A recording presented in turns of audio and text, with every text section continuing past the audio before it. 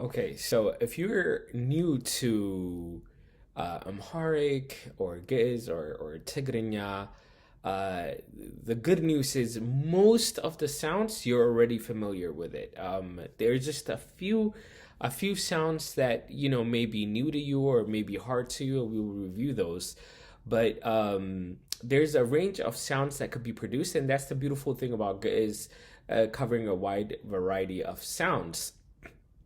You don't have to know these terms, but these are kind of the terms that linguists usually use to describe the various type of sounds that could be produced with Giz. So labial sounds are sounds that are made by simply using your lips, for lack of better term, right? So your tongue is not doing any work, your teeth are not doing any work. It's just your lips that are doing most of the movement, and we're gonna get to this. So, for example, this first letter is pa, pa, pa, and I'm making this sound simply by moving my lips around. I'm not using my tongue at all. My tongue kind of just hangs out, if you will, and you make that sound. And then by the amount of pressure I'm applying to my lips, I can produce the other labial sounds. So this would be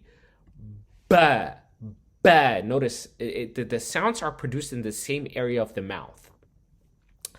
And then this is again ah, ah. So by stressing it harder or loosening it, you can produce these variety of sounds. These are known as labial. Again, you don't have to know these terminologies. It's just to help you understand how the sounds are made in Ethiopic, as we call it, or Giz. And by the way, you'll hear me going back and forth saying Giz or Ethiopic. The dental sounds are exactly what you think. They're produced by having the tongue be placed against the teeth. So in English, we have the word T, T, T. This is basically the rest of the sounds are made again by changing the amount of pressure you move or slightly moving the tongue around in that area. You could produce these sounds.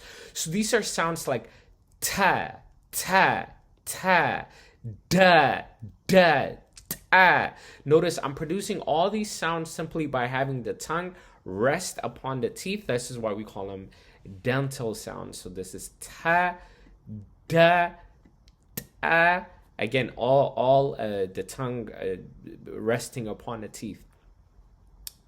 This is what we call alveolar sounds, and these are sounds that the tongue rests not on the teeth per se, but like on that ridge, like right behind the teeth. And then the sounds are produced again by changing the amount of pressure you put against. It's not the teeth; that's the T sounds, the ta da sound.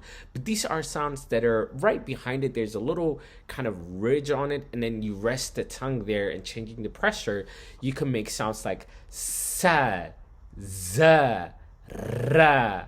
Right, so this is your R sound, R, and again, changing the shape of your mouth will produce these type of sounds. Velar are sounds that are made like in the back of your throat. It's not a glottal, but these are still in the back of the throat. So notice the tongue is not doing so much work as it is in the back of it. So this is a ka. This is coming from the back. Ka, ga, ka.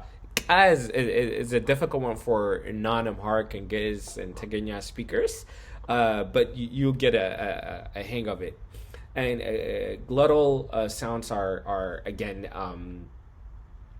with your vocal cords. It's a hard stop using vocal cords. So it's ha, ha, ah, ha, ah, and it requires an opening of the vocal cord, right? Ha, ah, ha, ah, and we will see over and over again these glottals. They are gonna behave like our vowel system, A-E-I-O-U, right? So they're gonna behave that way. We're gonna see it in future courses. We're not gonna cover that as much in this class, but just wanted to introduce it.